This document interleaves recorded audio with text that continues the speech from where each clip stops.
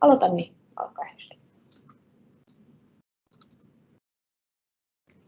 Oikein hyvää huomenta Certecosta. Äänessä täällä on Mirva Viljakainen ja meidän aamun webinaarin teemana on digitaalinen lukitusjärjestelmä Abloy Pulse-ratkaisu. Ja meillä on tänään ohjelmassa, kuulemme Abloyn Valtteri Johanssonin esityksen järjestelmästä teknisesti sekä sitten erittäin mielenkiintoisen puheenvuoron meidän asiakkaalta asunto-osakeyhtiö Jyväskylän Honkataloista, josta Janne Cederberg hallituksen edustajana on tullut meille kertomaan käytännön kokemuksia Abloy Pulse-lukitusjärjestelmän asentamisesta, käyttöönotosta ja muun muassa siihen johtaneista hankinta-argumenteista. Tämä on oikein mielenkiintoista kuultavaa.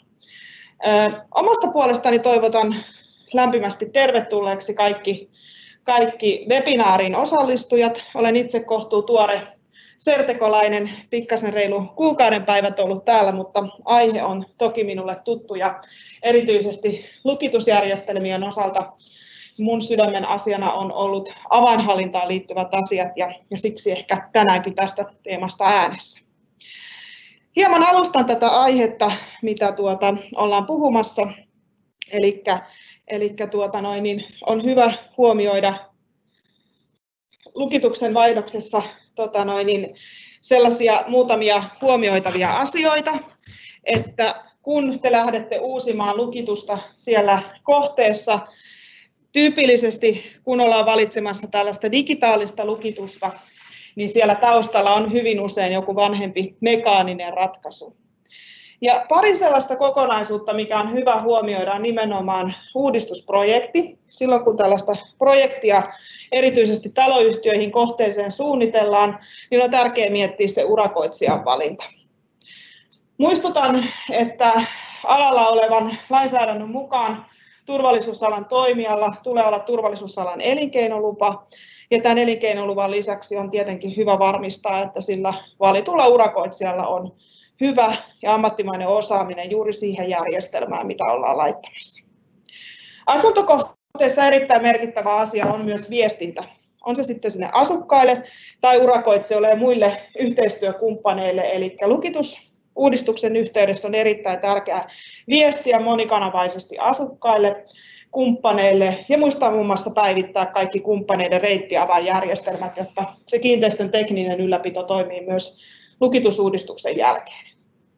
Ja ajankohtaisista asioista muistutan myös siitä, että kun taloon vaihdetaan lukitusjärjestelmä, erityisesti mekaanisesta tällaiseen digitaaliseen, niin pitää muistaa päivittää se tietosuojaseloste, koska nämä järjestelmät kuitenkin keräävät sitä henkilötietoa, niin tämä on hyvä tiedostaa, että asia otetaan huomioon siinä päivityksen yhteydessä. Ja sitten kun urakka on tehty, niin ylläpitoon liittyvät ratkaisut on hyvä käydä läpi jo siinä urakointivaiheessa, tarjouspyyntövaiheessa. Eli miettiä se, että kuinka hoidetaan ne tyypillisimmät tehtävät, mitä liittyy lukituksen ylläpitoon, miten aktivoidaan käyttäjille uusia avaimia, miten passivoidaan ne avaimet, kun asukkaat niitä hävittää tai urakoitsijat hävittää, kuinka heidän tulee toimia niissä tapauksissa, kuinka he saavat lisäavaimia. Nämä on tyypillisesti argumentteja, miksi valitaan digitaalinen lukitus, että tällaisten asioiden tekeminen on sitten helppoa, mutta silti niihin pitää sopia se prosessi, miten toimitaan, kun se tilanne tulee. Ja aina niitä tilanteita tulee, semmoiset avainvaihdot ja katoamiset ja kuolettamiset, niin ne on sitä normaalia elämää ja se meidän pitää mahdollistaa sinne kaikille asukkaille ja yhteistyökumppaneille. Samoin kuin se, että on selkeästi esitetty hinnoittelu esimerkiksi asukkaille, että asukkaat tietävät, mitä tällaiset muutostilanteet tulevat maksamaan, eikä heidän joka ikinen kerta tarvitse sitten arpoa, että mitähän tämä mahtaa olla. Ja samoin on hyvä sopia huollosta, ylläpidosta ja mahdollisista korjaustarpeista niin, että saumattomasti on tiedossa urakoitsijatoimitavat, jos kiinteistössä ja kohteessa jotain tapahtuu. Tämä lähinnä lyhyenä alustuksena siihen, mitä tulee ottaa huomioon, kun lukitusta uusitaan, erityisesti asuntokohteessa. Ja nyt annankin sitten seuraavaksi puheenvuoron asunto-osakeyhtiö Jyväskylän Honkatalojen Helakan taloille, anteeksi.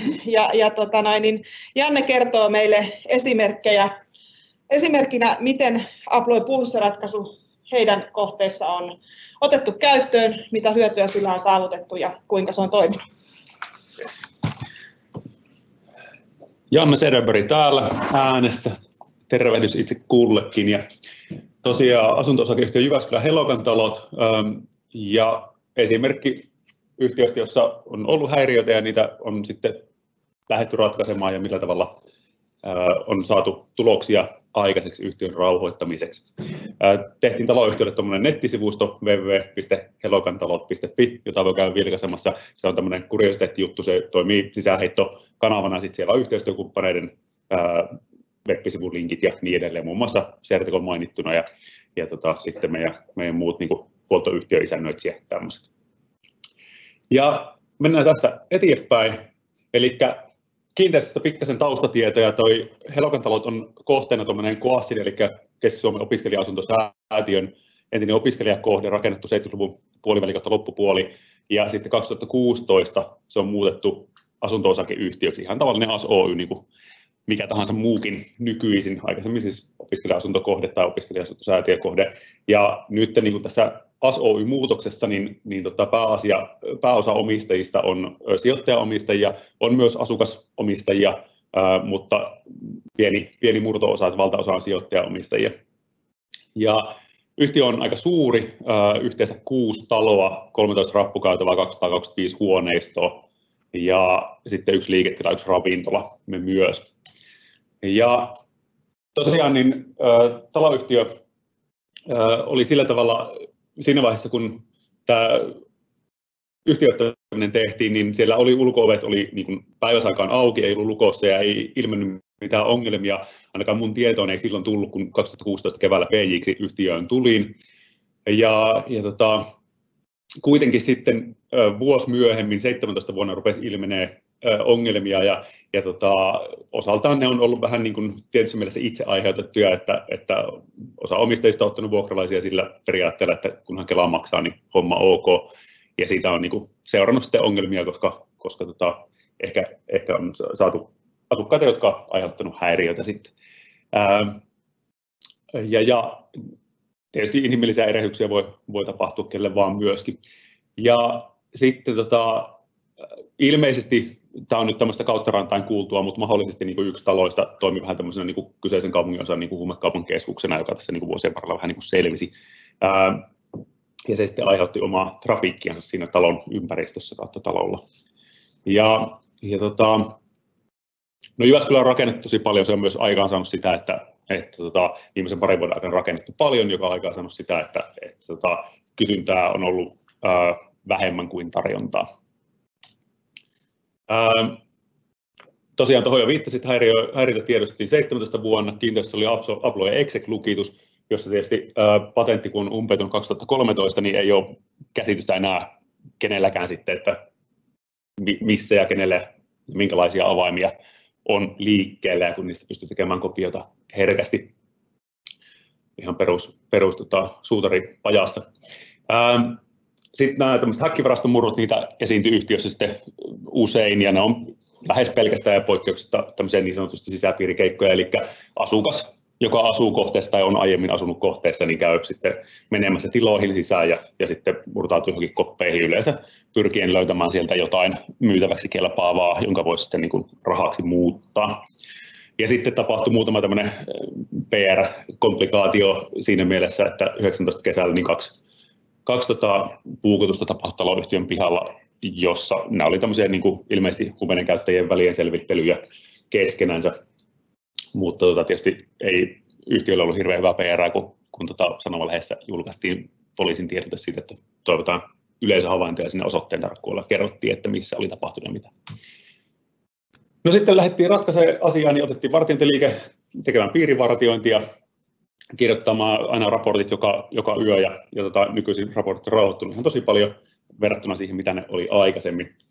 Ja sitten noi ulkokehältä ja yhteistä tiloilta lukot, exec-lukot korvattiin Abloy Pulse lukitusjärjestelmällä. Ja Pulsessa on hyviä puolia muun muassa tämä, että avaimia saadaan kuoletettua, jos avaimia palauttamatta tai tarkoituksellisesti jätetään palauttamatta tai häviää, niin sitten saadaan niitä avaimia toimimattomiksi paljon helpommin kuin mekaanisessa lukituksessa. Ja sitten valvontakamera lisäksi, eli nämä lukitusjärjestelmä ja kamerat yhdessä täydentää hyvin toisia. Ja kamerat meillä on tosiaan pelkästään sellaisissa tiloissa, jotka ei ole kotirauhan piirissä, eli niin kuin ulkoalueilla ja häkkivarastokopeissa, yhdyskäytävillä tämmöisissä tiloissa. No sitten mitä organisatorisia toimia on tehty noiden äskeisten mainittujen teknisten toimien lisäksi, niin yksi mitä asukkaat ei välttämättä aina muista, tiedosta tai ymmärrä, on se, että poliisille ilmoittaminen ei riitä siis kokonaisuudessaan. Se riittää rauhoittamaan yksittäisen tilanteen, mutta se ei kokonaistilannetta rauhoittamaan riitä niin kuin pitkällä tähtäimellä. Ja sitten me on tehty tämmöistä niin 2-3 kertaa vuodessa jaettu ohjeistus kaikkiin huoneistoihin suomeksi ja englanniksi, että niin kuin taloyhtiön hallitus ja isännöitsijä haluaa mahdollistaa ja edesauttaa, että talossa on hyvä ja rauhallista asua, mutta kuitenkin tarvitsemme apuasi, että jos havaitset mitään niin kuin häiritsevää, laitonta, muuten epäilyttävää olosta käyttäytymistä, niin ilmoitathan siitä aina isännöitsijälle, jos tilanne sitä lisäksi vaatii, niin ilmoita poliisille. Isännöitsijän ilmoitus riittää tehdä vaikka seuraavana tai sitä seuraavana päivänä poliisi-ilmoitus silloin, kun se tilanne on päällä, mutta isännöitsijälle ilmoittaminen on tosi tärkeää, koska poliisi ei kerro, koska ei saa kertoa lain mukaan AS-Oyn toimijoille, isännöitsijälle, hallitukselle asioista mitään, vaan sen takia asukasilmoitukset on tosi tärkeitä. Eli tätä tiedottamista on tehty niin kuin 2-3 kertaa vuodessa, koska asukkaita vaihtuu, niin sitten se tieto tavoittaisi ihmiset. Ja no sitten isännöitsijätoimista vaihdettiin kanssa, edelliseen ei oltu oikein tyytyväisiä, ja se on auttanut myös asiaa. Vartijaraporteista saadaan tietoa siitä, että mitä tapahtuu, jos jotain pieniäkin juttuja he kirjoittaa esillä tarkkuudella, että tietty ulko-ovi oli auki, laitoin sen kiinni, tai että saunaovi oli auki, ei ollut ketään sisällä, laitoin kiinni. Ihan tämmöistä pienistä jutuista alkaen. KST-vartioinnin mainitsisin tässä kohtaa heille propsit ovat hoitaneet hyvin asioita. Ja sitten vartijatoimien tai raporttien perusteella pystytään sitten niin tekemään toimia, olipa ne pienempiä tai isompia, puuttumaan niihin, tai sitten saadaan raportit siitäkin, että ei raportoitava. Tarvittaessa on toimittu poliisille aineistoja, kamera-aineistoja, ja sitten viittauksena vielä tuo rikkinäisten ikkunoiden teoria, jos Googlesta haette sillä englanniksi Broken Windows Theory, niin ideana lyhykäisyydessään se, että kun korjataan epäkohdat silloin, kun on pieniä, esimerkiksi graffitit putsataan ne heti pois mahdollisimman pian, kun ne havaitaan, ja niin edelleen, jos on mitään pientäkin rikkonaista, niin korjataan ne pikimmiten, niin se ennaltaehkäisee isompien ongelmien syntymistä. Se on ihan mielenkiintoista luettavaa, siitä löytyy teoria-aineistoa. Eli tämmöisiä toimia tehty niin organisatorisesti, ja sitten mitä on saatu nyt aikaan, niin yhtiö on rauhoittunut ihan huomattavasti siitä, mitä se oli 1,5 vuotta sitten silloin, kun ne puukotukset tapahtui muun muassa, että meillä on tällä hetkellä nyt niin kuin alkuvuodesta 2020 lähtien ollut yhteiskäyttöauto taloyhtiöllä käytössä, asukastoimikunta on perustettu, asukastoimikunta on järjestänyt pihatalkoita ja kohokasvimaat, jotka on sitten niin kuin tuossa lopussa vielä kuvaa siitä kohokasvimaajutuista ja yhteiskäyttöautostakin. Sitten yksi idea, mitä on viimeksi heitelty asukkaiden puolesta niin kuin esille, että meillä on semmoinen tila, missä voitaisiin pitää tämmöisiä niin kuin asukkaille tarkoitettuja bodypump tai mitä tahansa tämmöisiä jumppatuokioita, että mahdollisesti palkattaisiin liikuntaohjaaja pitämään taloyhtiössä jumppia. Se on harkinnanvarainen tai niin kuin keskustelussa tällä hetkellä oleva asia, kunhan tämä koronatilanne tästä antaa myöten, niin sitten katsotaan sitä asiaa tarkemmin. Ja tuossa vielä muutamia tuommoisia juttuja, mitkä on nyt yhteiskäyttöautohallituksen projekteja, mutta sitten tuo kohokasvimaa vasemmalla alhaalla, niin se on ihan puhtaasti asukaslähtöinen juttu. Tuo on heinäkuusta ehkä tuo kuva. Ja sitten oikealla on tuo ihan puhtaasti asukkaiden toiminnan ansiosta oleva talkoo-mainos, joka oli tuommoinen nelivärin mainos kaikilla ilmoitustauluilla. Niin tämän tyyppistä erittäin positiivista toimintaa, ja meillä on muun muassa taloyhtiön oma punttisali, joka jäi tuosta mainitsematta myös, joka on vielä eri kuin se äskeinen jumppatila, niin punttisalikin on olemassa, ja tämmöisiä juttuja, että niin yhtiö on huomattavasti eri näköinen niin kuin ilmeeltään, meiningiltään kuin mitä se oli 1,5 vuotta, 2 vuotta sitten. Ja siinä vielä nimeni, joka tälleen suomalaiseen suomalaisen kirjoitusasu on vähän vieras. Seidenbergin isäni on tuolta Vaasan suunnalta. Katsoisin sitä kautta ja sähköpostiosoite. Jos kysymyksiä herääpi, niin voi laitella sinne tulemaan. Hienoa, kiitoksia Janne. Alustuksestasi huolimatta Helokan talothan kuulostaa ihan sellaiselta, että tekisi mieli muuttaa sinne, vaikka toi ensimmäinen kalvo ei ehkä sitä ensimmäistä tunnelmaa asiasta antanutkaan, mutta tosi kiva kuulla ja itse kiinnitin huomiota erityisesti tähän, mitä puhuit viestinnästä ja asukaskommunikaatiosta tällaisten muutosten hetkellä, niin ne on tosi tärkeitä juttuja, ne on tärkeitä juttuja myös siellä lukituksen uudistuksessa ja tuolla korostui muun muassa nämä kieliversiot, niin tämä on todella myös sellainen asia, mikä kannattaa huomioida sitten, kun lukituksia muutetaan, niin viestitään sitten kaikilla sellaisilla kielillä niitä asukkaita, että meillä ei suinkaan aina pelkästään se suomi kaikille enää toimi, niin tämä on hyvä huomioida siellä. Mä kannustan kysymään sieltä meidän webinaarialustan kautta. Me luemme täältä kysymyksiä ja kertaamme niitä silloin lopussa, eli laittakaa tiukkoja kysymyksiä sieltä Jannelle. Ja nyt meidän lähetysyhteys siirtyy Suomen Turkuun, jossa Valtteri Johansson on valmistautunut Abloy Oyn edustajana kertomaan meille tarkemmin tästä Abloy Pulse-järjestelmästä. Valtteri, ole hyvä.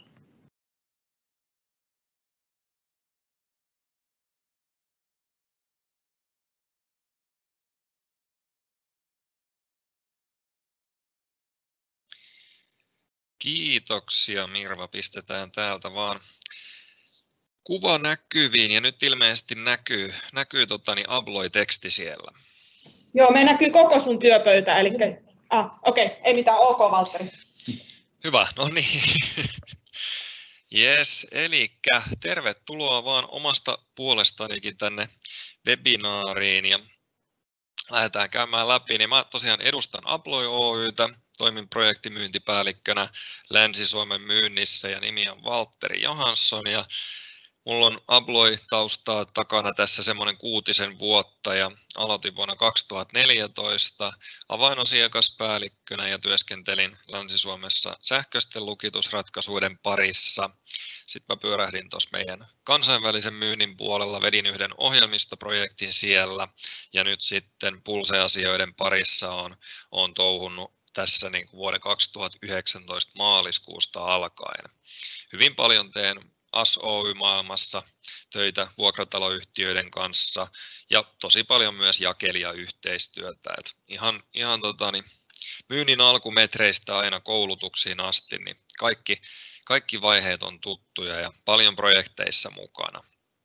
Ja tuossa oli tosiaan todella hyviä pointteja Mirvalta siihen alkuun, missä oli niitä asioita nostettu esiin, että mitä pitäisi huomioida, kun lähdetään lukituksen uudistusta miettimään ja sitten kun lähdetään varsinkin projektipuolta tekemään, että niitä on tosi erilaisia projekteja on nähnyt ja mitä paremmin ne suunnitellaan, valmistellaan ja perusteellisemmin tehdään ne asiat siinä alkumetreillä, niin sen paremmin yleensä kaikki menee sitten siinä projektin edetessä ja päästään hyvään lopputulokseen. Mutta pidemmittä puheitta lähdetään päivän agendaan, eli digitaaliseen lukitukseen, Abloy Pulseen. Ja lähdetään liikkeelle siitä, että mitä Abloy on tarjonnut tuonne taloyhtiömaailmaan perinteisesti. Niin siellä on ollut mekaanista lukitusjärjestelmää. Tällä hetkellä on Abloy Sento siellä. Senton patentti on voimassa vuoteen 2026 asti ja osittain siitä johtuen Prote 2, missä on patentti sitten 2030 asti voimassa, niin se on nostanut myös siellä päätään ja entistä enemmän menee ihan taloyhtiömaailmaankin.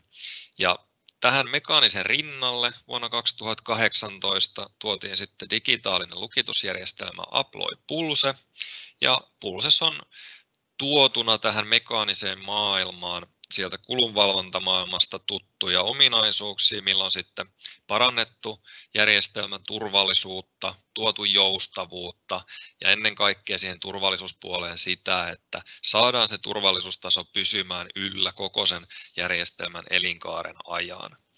Eli mekaanisessa maailmassa on aina sitten, kun patentit alkaa umpeutumaan, niin sen jälkeen jossain vaiheessa ollaan tilanteessa, että se turvataso ei ole enää entisensä. Tai jos ja kun avaimia häviää tai niitä ei palaudu kaikkia, niin sitten sitten mietitään aina, mitä tehdään. Mekaanisen maailman haasteet, tuttuja, digitaalinen maailma, vähän vieraampi, lähdetään käymään sitä tarkemmin läpi. Eli tässä on nyt nostoja, mitä se Abloy Pulse on. Ja yksi isoin asia on totta kai se, että kun hypätään tähän digitaaliseen maailmaan, niin se turvallisuus ei perustu enää siihen mekaaniseen puoleen, mekaanisiin patentteihin, niin ei tule enää sitä päivämäärää, jonka jälkeen kuka tahansa voisi käydä suutarilla teettää omasta avaimestaan tai joissain tapauksissa jopa vielä pahempi, että vahvoista avaimista, ylkkäreistä, huoltoavaimista, niin luvattomia kopioita. Eli se on koko ajan sen järjestelmän hallinnoijan käsissä, kenelle avaimia annetaan, kenelle tehdään avaimia ja mihin niillä avaimilla pääsee kulkemaan. Eli ei ole enää niin kuin yksittäisen ihmisen mahdollista lähteä omatoimisesti tekemään missään vaiheessa niitä avaimia. Aina järjestelmän hallinnoijan vastuulla. Sitä kautta kulkee kaikki. No sitten sähköinen avainhallinta. Sekään ei vielä aina auta, että saadaan turvallinen avainjärjestelmä. Pitää myös tietää, kenellä ne avaimet on, missä ne avaimet menee, niin se avainhallintapuoli on äärimmäisen tärkeä. Ja nyt kun hypätään digitaaliseen lukitukseen, niin se sähköinen avainhallintajärjestelmä tulee siinä samalla. Eli on mahdollista hoitaa sen hallinnointiohjelmiston kautta myös se avainhallintarumpa. Et monesti on erillinen järjestelmä siihen, mutta nyt pystyy myös sitten pyörittämään tämän saman järjestelmän kautta sitä puolta. Tiedetään koko ajan, kenellä avaimia on, millaisia avaimia ja just tosiaan se, että ennen kaikkea, että mihin niillä avaimilla pääsee kulkemaan. Se on se isoin juttu. Ja jos jotain tapahtuu, joku hävittää avaimensa, niin pystytään saman tien tarkistamaan sitten, että mihin sillä avaimella on päässyt ja voidaan sitten poistaa se sieltä järjestelmästä.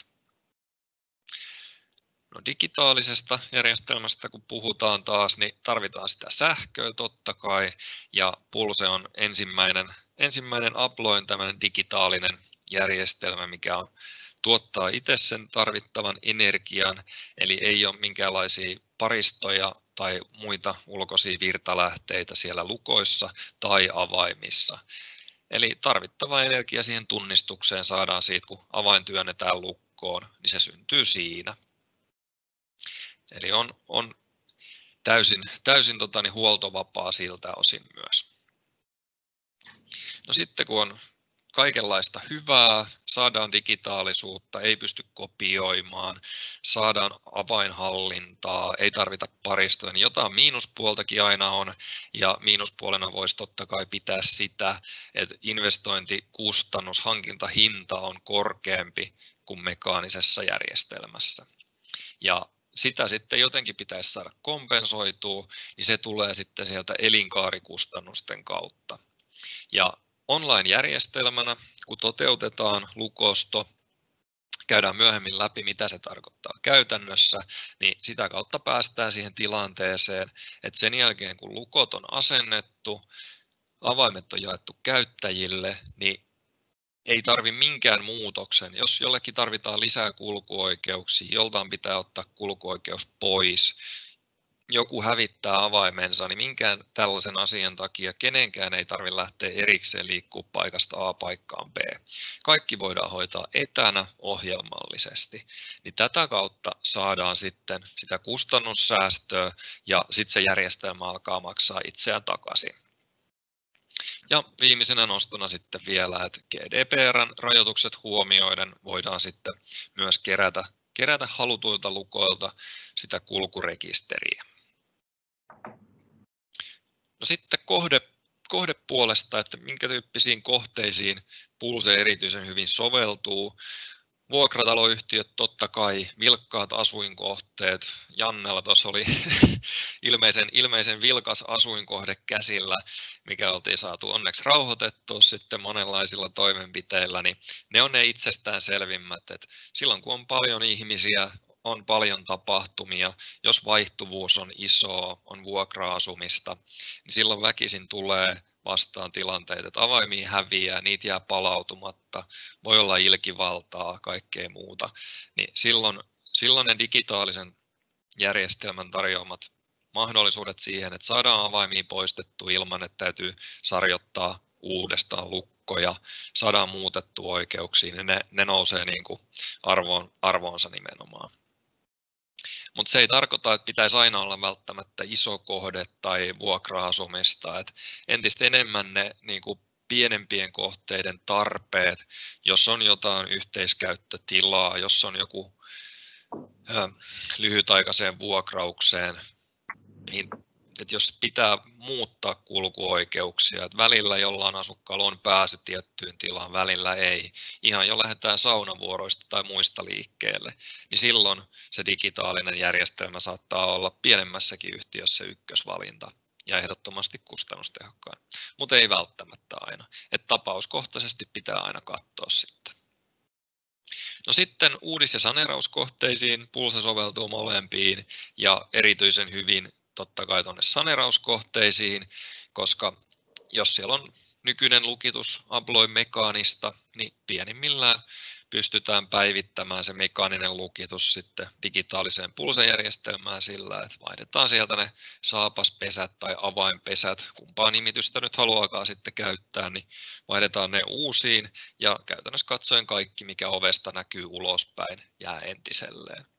Eli se on tosi nopeata, kustannustehokasta ja helppoa se vaihtotyö siinä tapauksessa.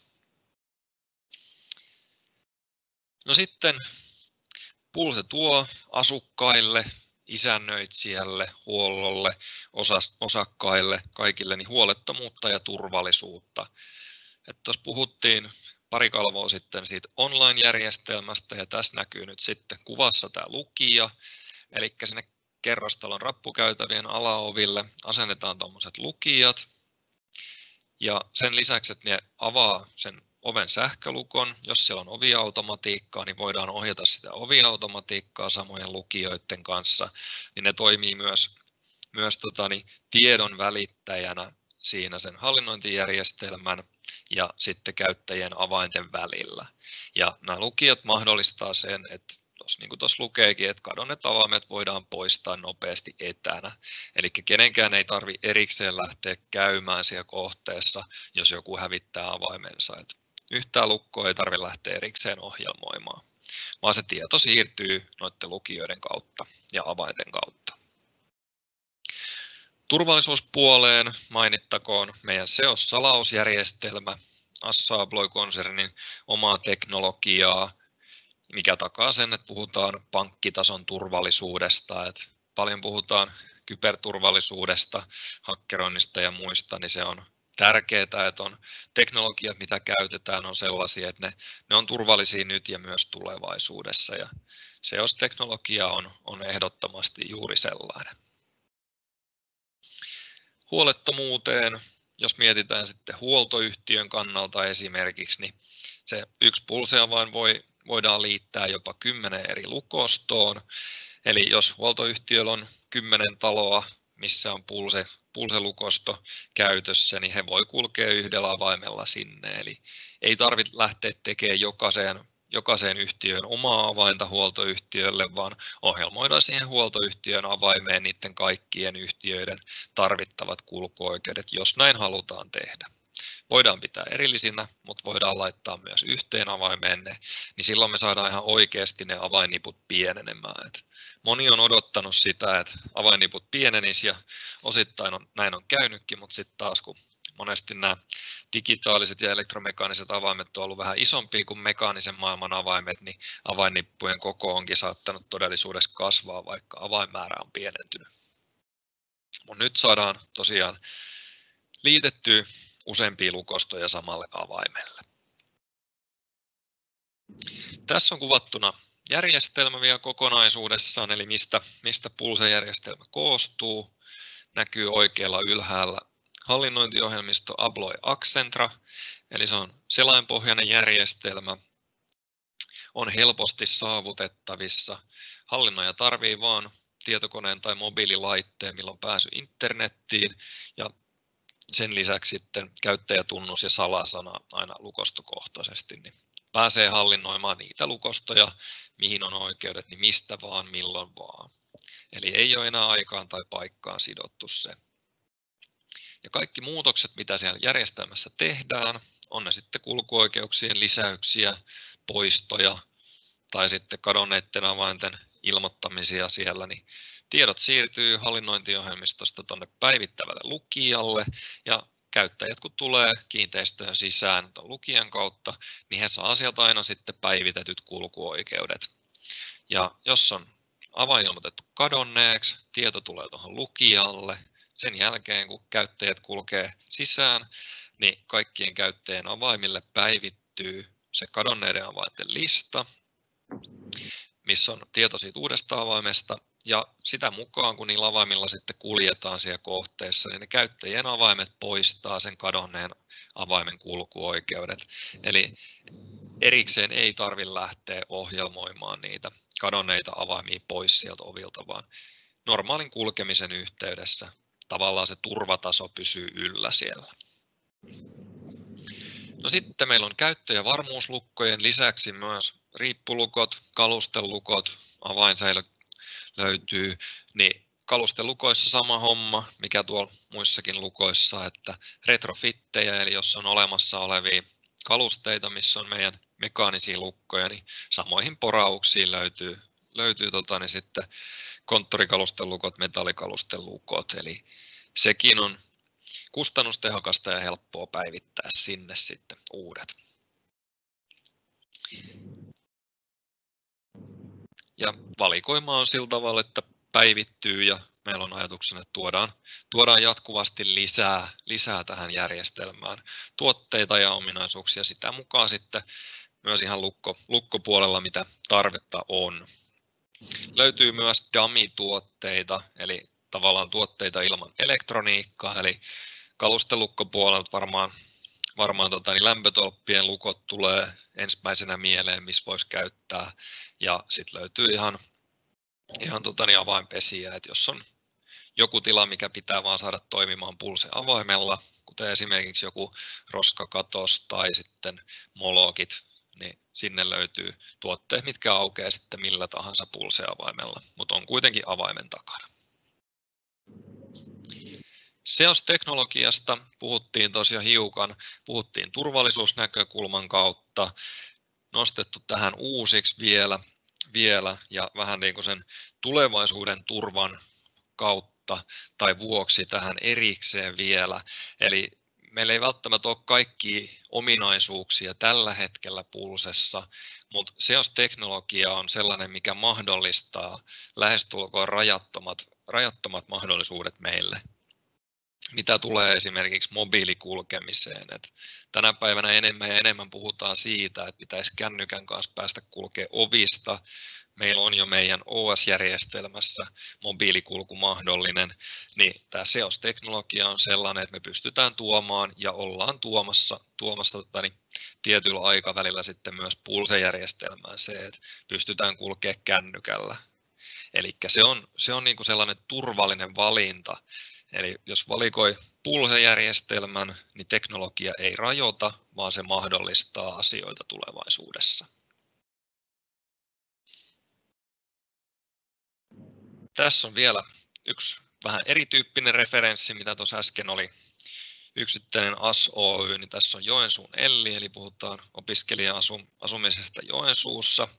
Siellä on paljon kerrostaloja, monen tyyppisiä kohteita ja siellä on pulse menossa jatkossa kaikkiin kohteisiin ja tällä hetkellä siellä on tuommoinen vajaa 1800 lukkoa, 1600 avainta ja heillä oli niin kuin äärimmäisen tyytyväisiä siihen, että miten toista joustavuutta ja siellä yksittäisenä asiana nousi esiin just se kuunvaihteen ruuhkien helpottuminen, että kun opiskelijapuolella niin kun asukkaat vaihtuu 2 kertaa vuodessa on ne isot vaihtopäivät ja sitten kuunvaihteessa vaihtuu muutenkin paljon, niin pystyy etukäteen jo jakamaan avaimia, eli ei tarvitse enää odottaa sitä, että edellinen on palauttanut avaimet, jotta voidaan antaa ne seuraavalle, vaan voidaan jakaa avaimet etukäteen ja määrittää sillä tavalla, että ne avaimet rupeaa sitten toimimaan vasta silloin, kun se uusi asukas on muuttanut sinne.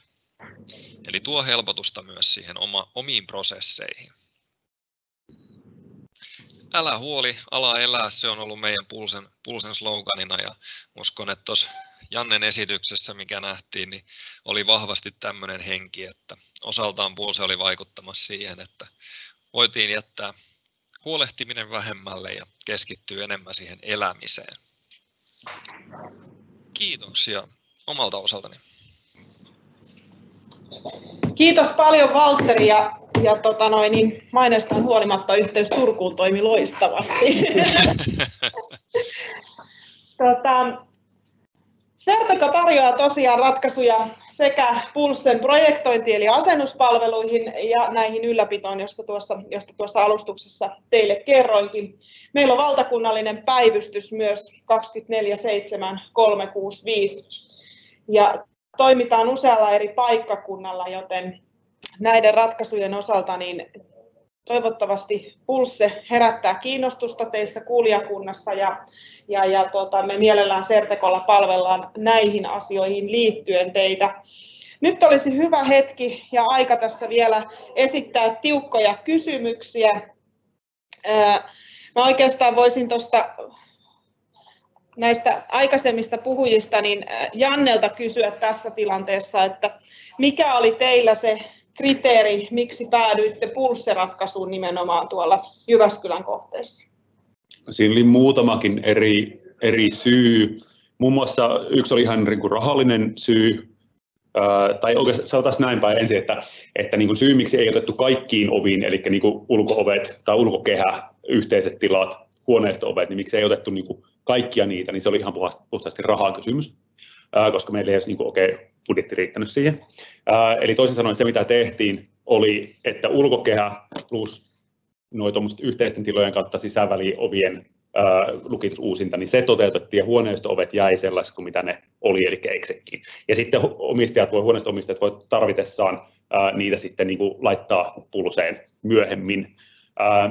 No sitten kun oltiin tähän päädytty, että okei, tehdään tämmöinen niin kuin duaalilukitusmalli, niin sitten siihen liittyy se, että okei, mikä se toinen ratkaisu voi olla. ILOGin näkökulmasta valitettavasti selvisi, että jos ILOG pesään laittaa exec-avaimen, niin se jää jumiin sinne hyvin varmasti. Ja sitten se tulee pois joko voimalla tai taidolla ja todennäköisesti asukkaan tapauksessa niin voimalla. Ja sitten siitä seuraa niin kuin huoltokustannuksia ja näin. Niin se oli se, mikä rajasi valitettavasti ILOGin pois keskustelusta.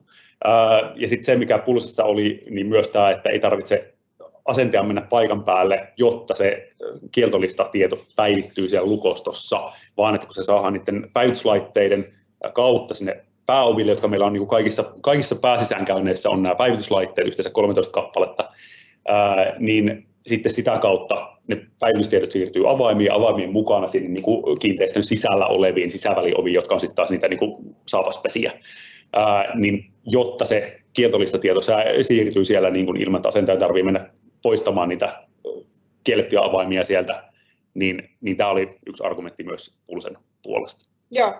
Sitten meillä on tullut tuolla kysymystä, mainitsitkin nimenomaan tästä avaimen tavallaan kuolettamista tai päivitystiedon viemisestä ja teillä on siellä porrasovissa, niin mitä jos asukas saapuukin sitten sisään esimerkiksi tai tuolta pyörävaraston kautta, niin oliko niin, että onko teillä kaikissa kuorenpesissä tämä päivityspiste vai niin vain pelkästään porrasovissa? Pelkästään niissä pääovissa, että meillä on muutamia ovia, vähän taloista riippuen, kaikissa taloissa ei taida olla, mutta osassa taloista on ovia, jotka ovat niin kuin, josta pääsee kiinteistön sisälle tai talon sisälle, jotka on esimerkiksi pyörävaraston ovi.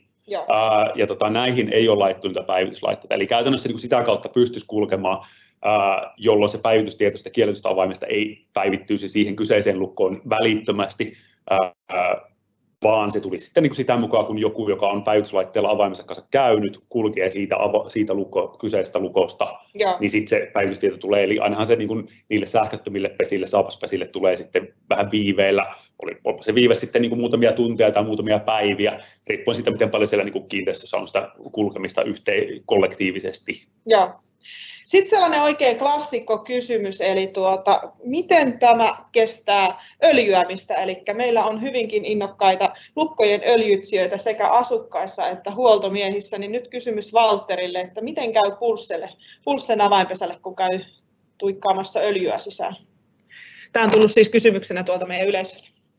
No, tämä on aina visainen kysymys ja sitten sanotaan aina, että ei niinku kaipaa öljyämistä, mutta meillä on siellä, jos puhuttiin tuossa niistä saapaspesistä, niin meillä on siellä saapaspesissä esimerkiksi siellä on reijät siellä alapinnalla, eli vaikka sinne painaisi ihan reilusti öljyä, niin se kyllä valuu sieltä pois ja meillä on tuotteet on testattu sillä tavalla, että ne toimii veden allakin, ollaan saatu ne toimimaan, eli sinällään ei aiheuta murheita, mutta hyvä olisi saada pysymään ne aggressiiviset öljyäjät pois sieltä lukkojen viereltä, eli ei kaipaa öljyä. No niin, se oli hyvä, että saatiin tähän kysymykseen vastaus myös.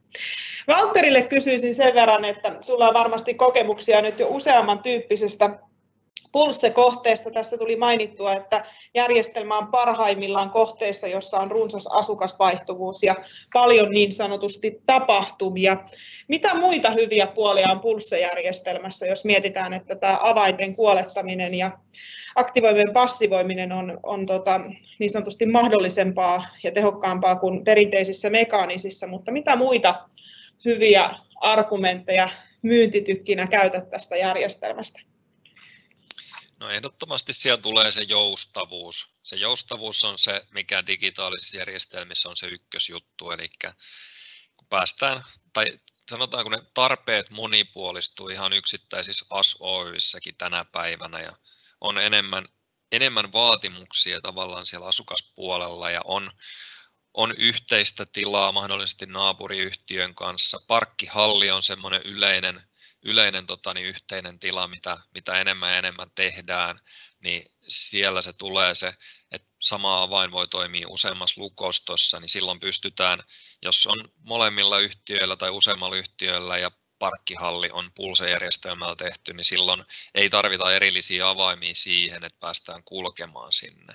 Tai jos on kaksi taloa pitää päästä johonkin tilaan ristiin, jos on joku kerhotila, saunatila, mitä tahansa onkaan, niin pärjätään sen yhden avaimen kanssa ja pystytään joustavasti muokkaamaan niitä oikeuksia.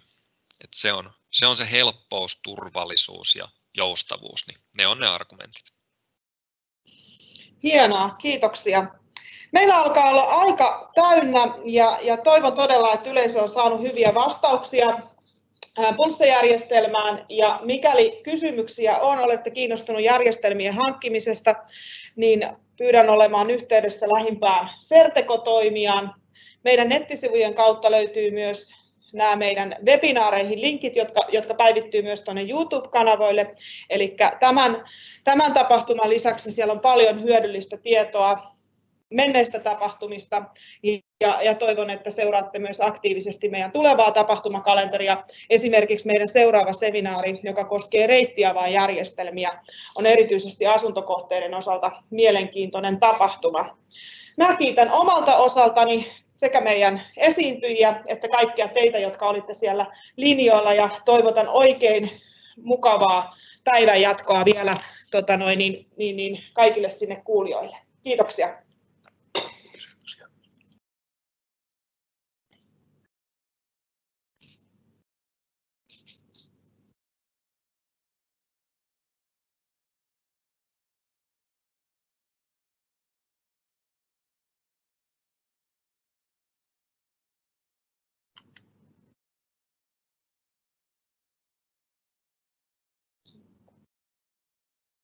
Thank you.